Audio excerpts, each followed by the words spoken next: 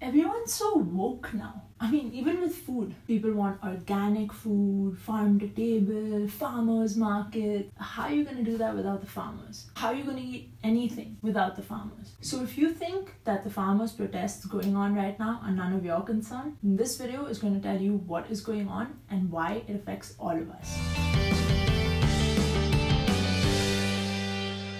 Okay, so right now, there's a peaceful protest going on in Delhi by farmers. Why? Because of 3 new laws passed by the government. Now, in order to understand the changes these new laws bring, it's important to understand how things worked before. Earlier, farmers would bring their crops to an APMC, which is basically a mandi or a vegetable market, and they would sell their crops to traders who had to be licensed. Also, there was a provision called the MSP. That is the minimum support price. It's the minimum price that the government would pay to the farmers for their crops to support them. The minimum support price. MSP.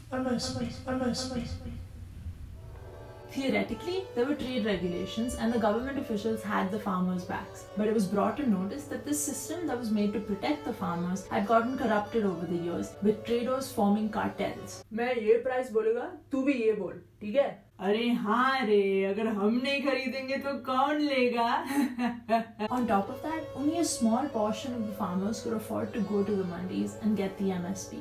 So this was the previous situation. Coming back to now, the specifications under these laws allow the farmers direct access to the private sector. This means that companies can directly approach the farmers, get into contracts with them, tell them what to grow, and the farmers can ask for their price. The government's point of view is that this eliminates the middlemen, that is the corrupt traders who are exploiting the farmers. One nation, one market.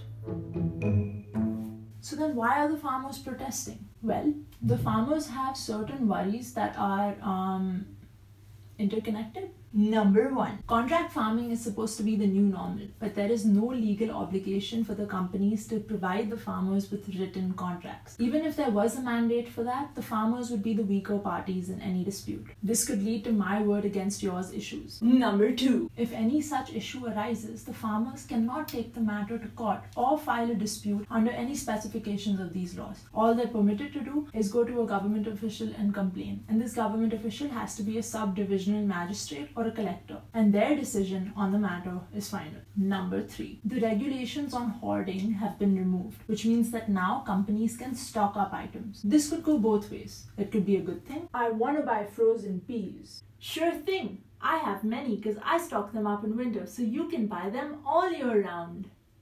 Or it could lead to price manipulations. I want to buy frozen peas. Sure thing, I have many because I stock them up in winter, but I'm going to lie and say that I have a few so that I can charge you an exorbitant price.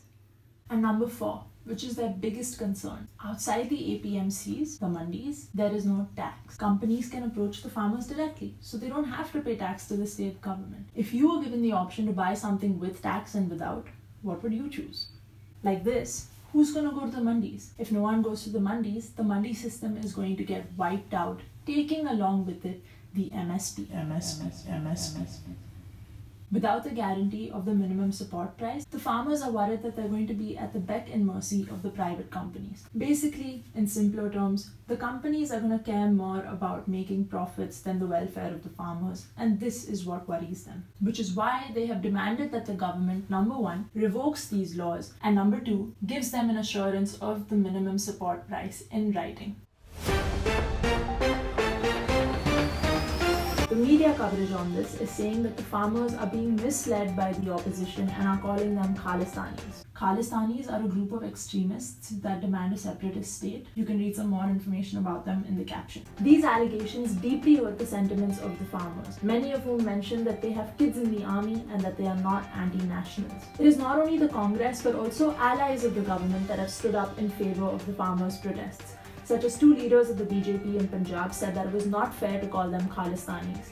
The RLP threatened to quit their NDA with the BJP if they do not listen to the farmers, and the Akali Dal actually quit their alliance with the BJP after the bills were passed. Back to you without the blazer.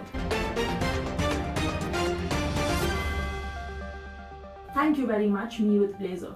The media isn't the only obstacle that the farmers are facing. In the Delhi Chalo protest, while the elder farmers were Delhi Chalo Ing in 11 degrees Celsius weather, they were faced with barricades, tear gas, water cannons, and even trenches dug up in the highway. There was also a request made by the Delhi police to convert 9 stadiums into temporary jails. This request was denied by Arvind Kejriwal of the Aam Aadmi Party, which is ruling in Delhi, who is now under house arrest. It was later on seen that the farmers provided food and water to the very police officers who barricaded and lathi charged them. These protests have been going on before these laws were laws, back when they were just bills in the parliament. In the Rajya Sabha, when these bills were being adopted, the chairperson Ravi Shankar Prasad conducted a voice vote. Anyone can demand a vote by division if this is done, and under no circumstances can the chair ignore this demand. If there's chaos in the house, the chair must adjourn the house and call the leaders to his chambers so that they can come to an agreement. However, the vote by division was not conducted. The reason for this given by the chairperson was that there was no decorum in the house. There was ensuing chaos, and it resulted in 8 members being suspended for unruly behavior. After that, these bills were passed with the 8 opposing suspended members protesting outside. In the end, this affects all of us because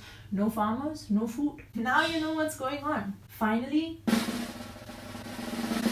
in my opinion, I know you didn't ask for it, but I'm going to tell you anyway. I just think that educating people about this matter is very important. Every single person who is made aware of this counts. Boond boond se sagar. I also think that international coverage of this matter could help a lot. In the end, it's our duty to stay updated and inform others. You can do this by following Faye D'Souza. She keeps posting updates about this and on other matters as well. I think that's it for now. Thank you.